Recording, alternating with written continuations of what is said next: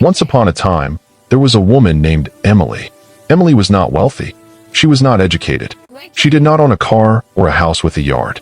But everyone on her corner of the city knew one thing about her. Emily was generous even when the city was cruel to her. Every morning before dawn broke over the skyscrapers, Emily woke up in her cramped studio apartment. Her room was barely big enough for a bed. The windows rattled when trucks passed. The radiator clanked but gave no heat in winter. Still, she always pushed herself up from the thin mattress and said to herself, "One more day. I can do one more day." She splashed cold water on her face from the bathroom sink. She pulled her hair back into a ponytail. Then she grabbed her coat and headed down 4 flights of stairs to the street. Her breakfast cart waited on the sidewalk where she'd chained it the night before. The metal was rusted at the edges. The wheels squeaked. The propane tank was almost empty again, but it was hers. Emily lit the griddle. She cracked eggs into a bowl. She laid strips of bacon across the hot surface. The smell rose into the cold morning air, mixing with exhaust fumes and subway steam.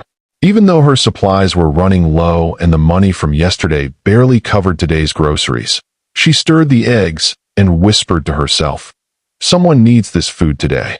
Someone's counting on me." When the first batch was ready, Emily arranged everything on her cart. She set out paper plates, plastic forks, napkins. This was her restaurant. No walls, no sign, no employees, just a cart, a dream, and determination. Taxis honked. Buses roared past. People rushed by in business suits and headphones, clutching coffee cups and briefcases. Some stopped to buy a breakfast sandwich. Most didn't even glance her way. Emily smiled at everyone. "Good morning," she called out again and again. "Hot breakfast, fresh eggs." Some people nodded. Most pretended she didn't exist. By mid-morning, the winter wind picked up. Emily pulled her worn sweater tighter and counted the bills in her pocket. She frowned. It wasn't enough. Not for rent. Not for next week's supplies. She exhaled slowly but kept cooking. That was when she saw them again. Near the entrance to the subway station, partially hidden behind a concrete pillar, 2 small boys huddled together on the ground. They were always there. Emily had noticed them before, many times. But that morning, she really looked at them. They were painfully thin. Their jackets were too small, sleeves ending above their wrists. Their sneakers had holes. Their faces were smudged with dirt. But what made Emily's breath catch wasn't the poverty. It was their faces. They looked identical. The same dark eyes. The same sharp cheekbones. The same way they leaned into each other for warmth. Twins. Emily's spatula froze mid-flip. "Are they really?" she whispered to herself. The boys sat perfectly still. They didn't panhandle. They didn't ask anyone for anything. They didn't even move. They just watched. When a businessman bought a bacon and egg sandwich, their eyes followed every movement from his hand to his mouth. When a woman sipped hot coffee, they watched the steam rise. When someone laughed on a phone call, they watched with hollow expressions. Emily felt something tighten in her chest. She served another customer, but her gaze kept drifting back to those 2 small figures. One boy whispered something to his brother. They pressed closer together, shoulders touching. Then both pairs of eyes returned to the griddle, watching bacon sizzle. Emily swallowed hard. She remembered her own childhood. Not this bad, but she remembered the feeling of hunger. She remembered what it was like to smell food and know you couldn't have any. She shook her head firmly. "Emily, mind your business," she told herself. "You can barely feed yourself." But her eyes wouldn't listen. A regular customer, Mr. Henderson from the corner deli, noticed where Emily was staring. "You know those kids?" he asked, counting out change. Emily shook her head. "No." Mr. Henderson grunted. "Street rats. They're all over this part of town now. You feed them once, they'll never leave you alone. They'll rob you blind first chance they get." Emily forced a tight smile. Mr. Henderson took his sandwich and walked away, still muttering about the homeless problem. Emily watched the twins again. One of them coughed, a deep, rattling sound that made her wince. The other rubbed his hands together, trying to create warmth. The first one stared at the sidewalk like he'd given up hoping for anything. Emily's hand tightened around her spatula. Her grandmother's voice echoed in her memory. "Baby, you can't save everyone, but you can save someone." The twins looked up at that exact moment. Their eyes met hers across the busy street. And Emily made a decision that would change all three of their lives forever. Emily's alarm clock screamed at 4 a.m. every single morning. Not 4:15, not 4:30, 4 o'clock exactly.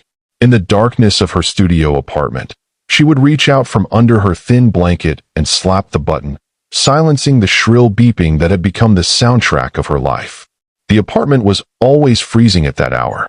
The landlord claimed the heat came on at 5, but Emily had lived there long enough to know that was a lie. She would sit up on her mattress, her breath visible in the air, and plant her bare feet on the cold linoleum floor. This was the moment she hated most.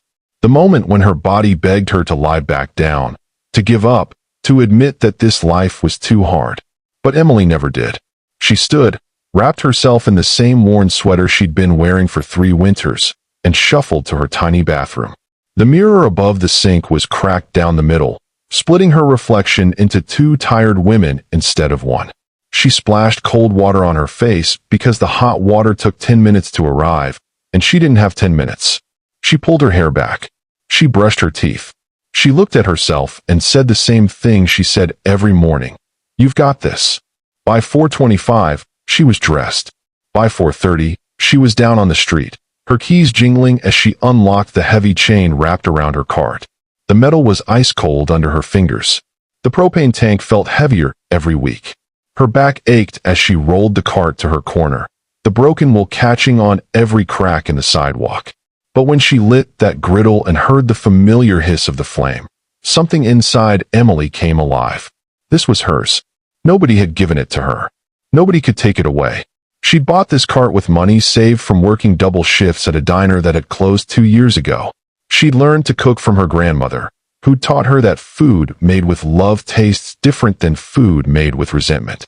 Emily cracked the first egg of the day onto the hot griddle and watched it sizzle. The sky was still dark, but the streetlights illuminated her little corner of the world. Cars began to trickle past. Early shift workers, nurses heading home, delivery drivers starting their routes.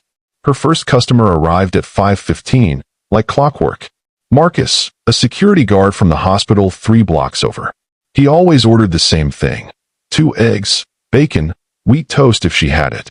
"Morning, Miss Emily," he said, his voice rough with exhaustion. "Morning, Marcus. Long night." "They're all long." He smiled as she handed him his breakfast wrapped in aluminum foil. "But this makes it better." Emily's chest swelled with pride. This made it better. Those 4 words were worth more than money. They were worth the 4 a.m. wake-up calls, the freezing apartment, the aching back. Someone needed her. Someone's day was better because she'd shown up. As Marcus walked away, steam rising from his breakfast, Emily turned back to her griddle and cracked another egg. The city was waking up, and she was ready. It was Tuesday morning, the 2nd week of November, when Emily first really saw them. The twins. She'd noticed shadows near the subway entrance before, shapes that moved and then disappeared, but she'd never paid close attention. The city was full of people trying to survive. You couldn't look too closely at everyone's pain, or you'd never make it through the day. But that Tuesday, something made her look. The morning rush was in full swing. Hundreds of people poured out of the subway station like water from a broken pipe, all of them moving fast, heads down, eyes forward. Nobody looked at anyone else. That was the city's unwritten rule. Don't see. Don't engage. Don't get involved. Emily was wrapping a breakfast sandwich for a woman in scrubs when she noticed them across the street. 2 small boys, maybe 8 or 9 years old, pressed against the subway entrance wall. They weren't begging. They weren't even moving. They were just there, watching the world rush past them like they were invisible. The woman in scrubs took her sandwich and hurried away without a word. Emily wiped her hands on her apron and squinted through the morning crowd. The boys wore jackets that didn't fit, thin fabric that did nothing against the November cold. Their pants were too short. No hats. No gloves. One of them had his arms wrapped around himself, shivering. The other had his hand on his brother's shoulder. Emily's heart squeezed. Brothers. No, wait. She looked closer. Their faces were identical. Every feature. The same narrow chin. The same wide eyes. The same way they stood, like 2 halves of one person. Twins. She served 3 more customers, but her eyes kept drifting back to that subway entrance. The boys never moved. They just stood there, watching people eat breakfast sandwiches and sip coffee. One of them coughed, a deep rattling sound that Emily could hear even over the traffic. Where were their parents? Where was anyone? Around 8:30, the morning rush began to die down. The crowd thinned. The street grew quieter. And that's when Emily saw what the crowd had been hiding. The boys were alone. Completely alone. No adult watching them. No one checking on them. They just stood there in the cold, two small figures against the concrete wall, holding on to each other like they were all each other had. One of the twins bent down and picked up something from the ground. A half-eaten bagel someone had thrown away. He brushed off the dirt and broke it in half. He handed one piece to his brother. They ate slowly, carefully, making it last. Emily's hands stilled over the griddle. She watched them chew that dirty bagel like it was a feast. Watched them lick their fingers when they finished. Watched the one twin pull his brother closer when a gust of wind hit them both. A businessman stopped at her cart. "Hey, you open or what?" Emily blinked. "Yes. Sorry. What can I get you?" But even as she served him, even as she went through the motions of cooking and wrapping and making change, her mind was across the street with those two boys. Those two babies. Because that's what they were, really. Just babies. Alone in a city that didn't care if they lived or died. She'd seen homeless kids before. The city was full of them. But something about these two, the way they clung to each other, the way they survived on thrown-away food, the way nobody even looked at them, it cracked something open inside her chest. When her lunch rush started at noon, Emily glanced at the subway entrance again. The twins were still there. Still watching. Still waiting for something that might never come. 3 days passed. 3 days of Emily watching those boys from across the street. 3 days of them standing in the same spot, shivering in the cold, eating scraps when they could find them. 3 days of Emily telling herself it wasn't her problem. On the fourth day, she broke. It was Wednesday morning, just after 7 a.m. The temperature had dropped overnight, and Emily could see her breath in the air as she cooked. Her hands were stiff from the cold, even with gloves on. She'd sold 4 breakfast sandwiches so far, which meant she'd made maybe $12 after the cost of ingredients. Not good. Not good at all. She needed to sell at least 20 sandwiches just to break even for the day. She looked across the street. The twins were there, huddled together, their thin jackets doing nothing against the wind. One of them was coughing again, that same deep rattling cough that made Emily's chest hurt just hearing it. She turned back to her griddle, cracked 2 more eggs, laid out 4 strips of bacon. She told herself she was cooking for a customer. Someone would come. Someone always came. But her hands moved on their own. She placed the eggs and bacon on 2 rolls, added a slice of cheese to each, wrapped them carefully in foil to keep them warm. She looked at the sandwiches in her hands and did the math in her head. That was $4 worth of ingredients. For dollars she didn't have to spare. Emily took a deep breath. Then she stepped out from behind her cart. "Hey," she called across the street. Her voice felt small against the roar of traffic. "Hey, you two." The twins looked up, their eyes wide with surprise. Or maybe fear. Emily couldn't tell. She waved them over. "Come here." They didn't move. They just stared at her like she might be a trap. Like kindness was something dangerous. Emily crossed the street herself, dodging a taxi and a delivery truck. When she reached them, she could see how thin they really were. Their cheeks were hollow. Their eyes were too big for their faces. Up close, they looked even younger than she'd thought. Maybe 7 years old. She held out the sandwiches. "Here. They're hot. You should eat." The twins looked at the food, then at her, then at each other. Neither of them reached for the sandwiches. "It's okay," Emily said softly. "I made them for you. No strings attached. Just eat, okay?" The first twin, the one who'd been coughing, slowly reached out and took one of the sandwiches. His hands were trembling. The second twin took the other one, his fingers dirty and small against the aluminum foil. "What are your names?" Emily asked. The boys didn't answer. They just unwrapped the sandwiches and took their first bites. And the look on their faces, the pure relief, the way their eyes closed like they couldn't believe something could taste so good, that look broke Emily's heart completely. They ate fast, like someone might take the food away. Emily watched them, her own stomach empty because she hadn't eaten breakfast herself. She'd used those eggs for them instead of for a paying customer. She'd just lost money she desperately needed. But watching them eat, watching them finally have something warm and real, Emily knew she'd do it again tomorrow, and the next day, and the day after that. She didn't know how she'd afford it. She didn't know how she'd explain it to herself when rent came due. She just knew she couldn't watch them starve anymore. Word traveled fast on their corner of the city. By Friday, everyone knew about Emily and the twins. She'd been feeding them every morning for 2 days straight, and people had noticed. People always noticed when you did something different, especially when it involved giving away something for free. Mr. Henderson was the first to say something. He owned the corner deli 3 storefronts down, a narrow shop that sold overpriced sandwiches and lottery tickets. He'd been on that corner for 15 years and considered himself the unofficial mayor of the block. He showed up at Emily's car during the mid-morning lull, his arms crossed over his chest, his face set in that expression he wore when he was about to give unwanted advice. "Emily," he said, not bothering with a greeting. "We need to talk." Emily was wiping down her griddle. She didn't look up. "Morning, Mr. Henderson. I've been watching you feed those 2 kids. Those twins."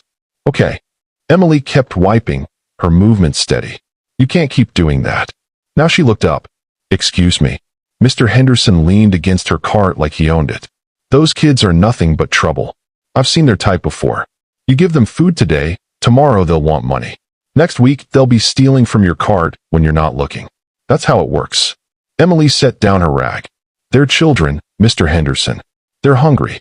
They're street rats," he said, his voice flat. "And street rats bring more street rats. You feed 2. Next thing you know there's 10 of them hanging around, scaring away your real customers. My customers too. It's bad for business. Bad for business." Emily repeated the words slowly, tasting how ugly they sounded. "I'm serious, Emily. You're too soft-hearted. That's always been your problem.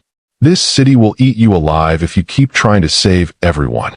A customer approached, and Mr. Henderson stepped back, but he wasn't finished. "I'm just trying to help you here. Those boys. They've got no parents. No home. No future. You can't fix that with a breakfast sandwich. All you're doing is wasting your money and making yourself a target." Emily served her customer in silence. When the man walked away, she turned back to Mr. Henderson, and her voice was quiet but firm. "You know what I see when I look at those boys?" she asked. "I see 2 kids who wake up every morning not knowing if they'll eat. I see 2 kids who only have each other. I see 2 kids who are still alive, still fighting, still showing up even when the world treats them like garbage." "That's very poetic," Mr. Henderson said with a sneer. "But poetry doesn't pay rent." "Maybe not. But I sleep at night." Emily picked up her spatula. "Those boys aren't trouble, Mr. Henderson. They're just trouble to people who've forgotten what it's like to need help." Mr. Henderson's face hardened. "Fine. Do what you want. But don't come crying to me when they rob you blind, or when you can't afford your cart fee next month." He walked away, back to his deli, back to his life of lottery tickets and cynicism. Emily took a deep breath and looked across the street. The twins were there, in their usual spot, watching. She caught the eye of one of them and smiled. The boy's face didn't change, but he didn't look away either. A regular customer, Mrs. Chun, had been waiting nearby during the whole exchange. She stepped up to the cart and spoke quietly. "Don't listen to him, honey. He's forgotten what kindness looks like." She paused. "Those boys. They come every day now." "Every day?" Emily confirmed. Mrs. Chun nodded slowly, then reached into her purse and pulled out a $5 bill. "This is extra. For them. For tomorrow's breakfast." Emily's eyes burned with unexpected tears. "Mrs. Chun, you don't have to." "I know I don't have to. I want to." She pressed the money into Emily's hand. Some of us still remember what it means to be human. As Mrs. Chun walked away, Emily looked down at the $5 bill in her palm. Then she looked back at the twins across the street. Mr. Henderson was wrong. She wasn't wasting anything. She was investing in the only thing that mattered. Hope.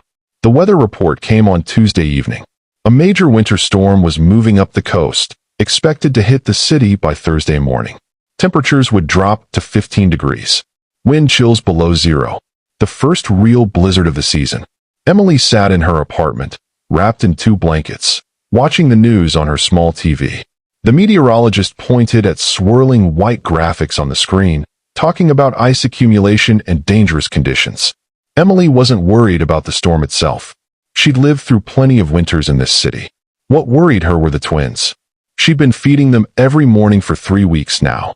They still hadn't told her their names. They still didn't speak much at all. But they came every single day at 6:30 a.m., and Emily had their breakfast ready. 2 egg and bacon sandwiches. Sometimes she added an apple if she could afford it. Once, she'd given them hot chocolate, and the look on their faces had been worth every penny. But those jackets they wore, those thin, inadequate jackets. In 15-degree weather, those boys wouldn't last an hour.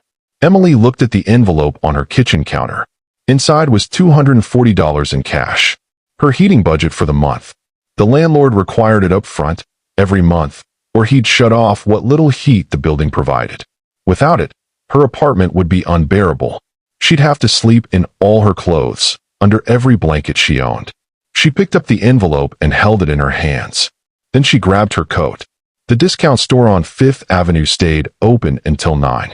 Emily walked the 12 blocks because the bus cost money she needed to save. The wind was already picking up, a preview of what was coming. By the time she reached the store, her fingers were numb. The children's section was in the back. Emily stood in front of the coat rack, looking at prices. $50 for a decent winter coat. She needed 2. That was $100. Plus hats. Plus gloves. The math was simple and devastating. She pulled out the envelope and counted the bills one more time, as if the number might have changed. It hadn't. $240. Her heating money. Her survival money. Emily selected 2 navy blue coats, both size small. They were puffy and warm, the kind that would actually protect against the cold. She added 2 knit hats with ear flaps. 2 pairs of insulated gloves. At the register, the total came to $137. She handed over the cash, and the cashier bagged everything. Emily walked home carrying the shopping bag like it contained treasure. Because it did. It contained warmth. It contained caring. It contained the message that someone in this cold city gave a damn whether 2 small boys lived or died.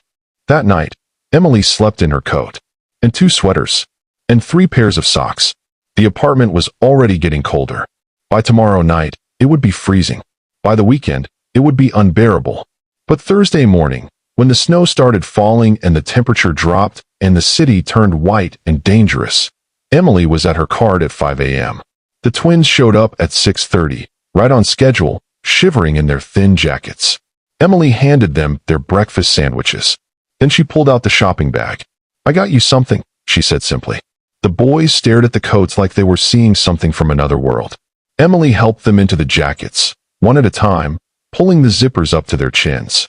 She put the hats on their heads, tucked their hair underneath. She slipped the gloves onto their small hands. They stood there in the falling snow, wrapped in warmth, and for the first time since Emily had met them, one of the twins smiled. Just a small smile. Barely there, but real. Emily smiled back, even though she was already shivering, already dreading the frozen nights ahead in her apartment. "You stay warm, okay? You hear me? You stay warm." The boys nodded, and they kept the coats on all day, even after the snow stopped.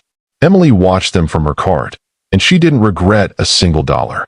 Monday morning arrived gray and cold. Emily was at her cart by 5 a.m., just like always. She set up her griddle, arranged her supplies, and started cooking. At 6:15, she prepared 2 breakfast sandwiches and wrapped them in foil, setting them aside in the warmest spot on her cart. The twins would arrive in 15 minutes. They were never late. 6:30 came and went. Emily glanced at the subway entrance. No twins. Just the usual morning crowd rushing past. Everyone in their own world. No one paying attention to anything but their phones and their coffee. Maybe they were running late. Maybe they'd slept in somewhere. Emily served her first customer of the day, then looked again. Still no twins.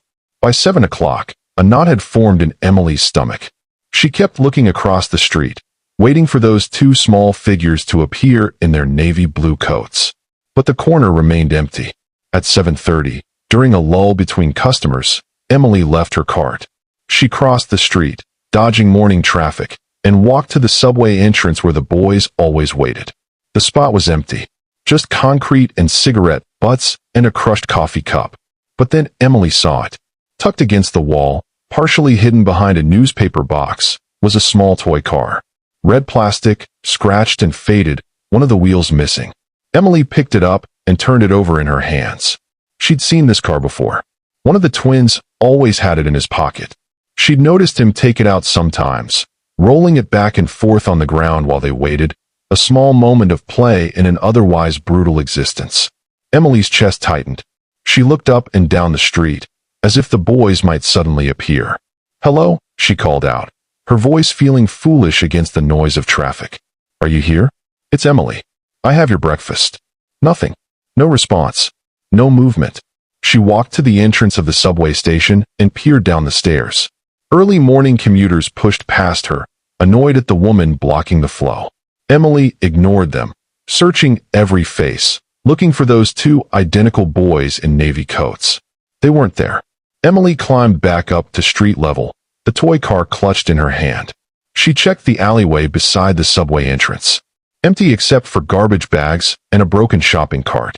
She walked 2 blocks in each direction, looking in doorways and under scaffolding and anywhere 2 small boys might hide. Nothing. By the time Emily returned to her cart, it was almost 8:30. She'd missed half the morning rush.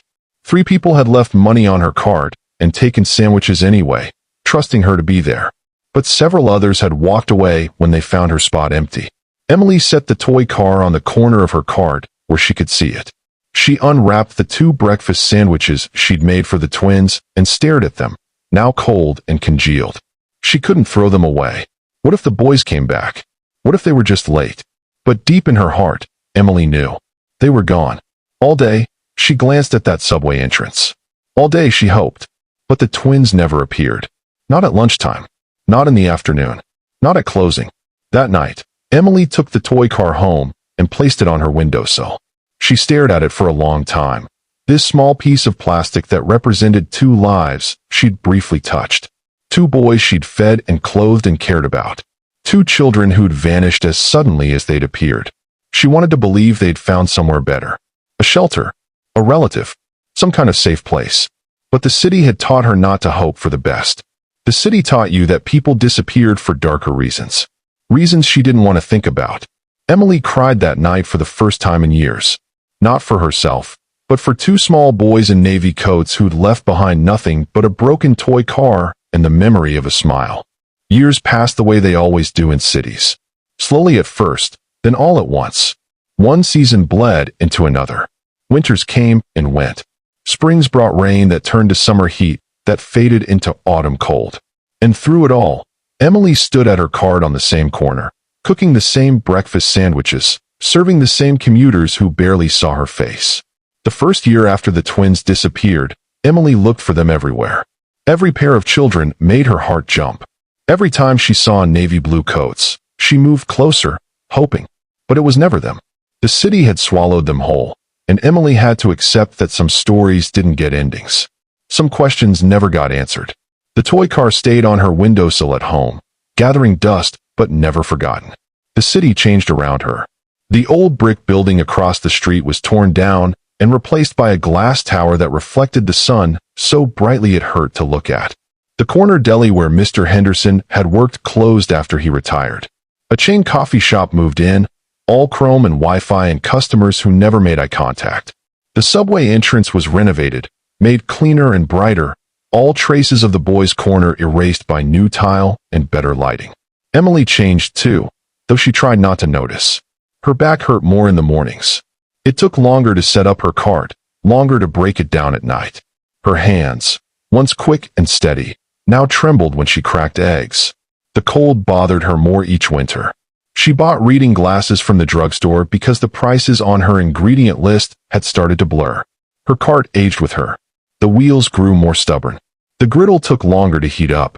The propane tank felt heavier every time she changed it. Rust spread across the metal frame like age spots on skin.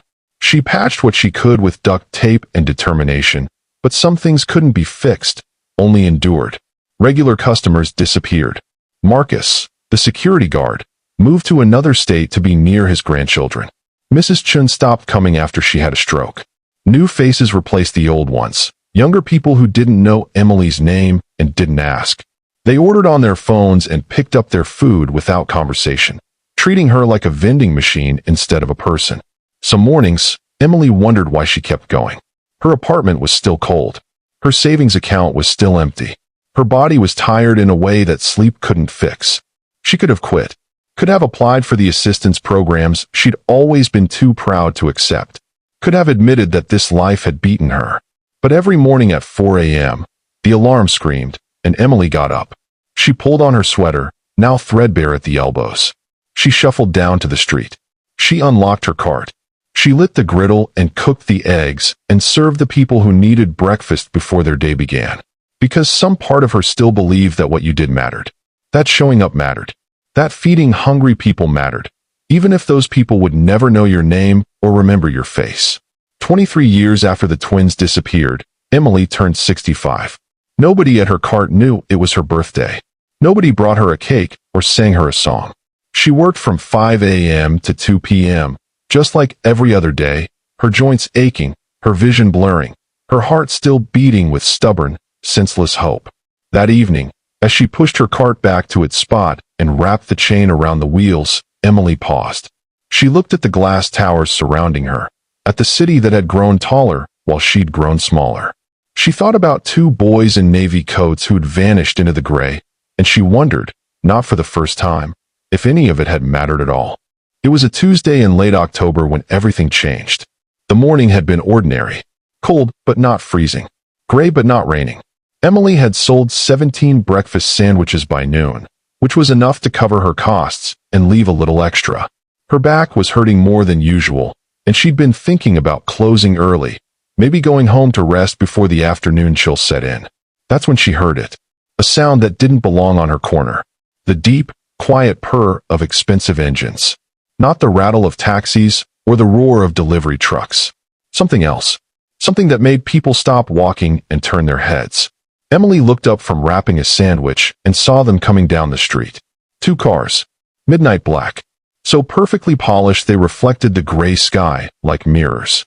Long and sleek and completely out of place in this working-class neighborhood. The cars moved slowly, deliberately, like sharks gliding through water. Rolls-Royces. Emily had seen them in movies, but never in real life. Never on her street. Never anywhere near her rusted breakfast cart. The first car pulled up directly in front of her, its front bumper almost touching her cart. The second car stopped right behind it. Together they blocked the entire lane. Traffic behind them began to honk, but the cars didn't move. They just sat there, engines purring, windows tinted so dark Emily couldn't see who was inside. The street went quiet. People on the sidewalk stopped mid-stride. A woman talking on her phone lowered it and stared. A delivery driver leaned out of his truck window to get a better look. Even the usual city noise seemed to fade, as if the world was holding its breath. Emily's hands froze on the sandwich she'd been wrapping. Her heart began to pound in a way that had nothing to do with age or exhaustion. Something was happening. Something big. She just didn't know what. The back door of the first Rolls-Royce opened. A man stepped out. Tall. Broad-shouldered. Wearing a suit that probably cost more than Emily made in a year. Dark gray, perfectly tailored, with a white shirt and no tie. His shoes were so shiny they caught the light. He had dark hair, styled and professional, and sunglasses that hid his eyes. Before Emily could process who he was, the back door of the second car opened. Another man stepped out. Identical height. Identical build. Identical suit, though his was navy blue instead of gray. Same confident posture. Same expensive shoes. Same dark hair and sunglasses. Twins. Men. Not boys anymore. But the faces, even behind those sunglasses, even aged by more than 2 decades, the faces were the same. The same sharp cheekbones. The same jawline. The same way they moved, like two parts of a whole. Emily's sandwich fell from her hands onto the cart. Her breath caught in her throat. Her vision blurred with tears. She didn't remember starting to cry. The two men walked toward her, their footsteps perfectly synchronized. They stopped in front of her cart.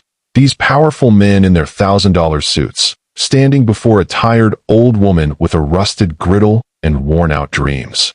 Then, together, they did something Emily would remember for the rest of her life. They removed their sunglasses, and she saw their eyes. Those same wide eyes she'd seen 23 years ago, watching her from across the street. Hungry and hopeless and holding on to each other for warmth. One of them spoke first, his voice deep but gentle. "Hello, Emily." The other one smiled, That same small smile she'd seen once in the snow. "We've been looking for you for a long time." And Emily, who'd spent 23 years wondering if those boys had survived, who'd spent decades thinking she'd never see them again, could only whisper one word. "You." The twin in the gray suit stepped closer. "You don't remember our names because we never told you. I'm Marcus. This is Michael." Michael nodded, his eyes shining with emotion. "We were 7 years old when you started feeding us. We'd been on the streets for 8 months after our mother died. No family, no money, no hope." Emily's hand went to her mouth.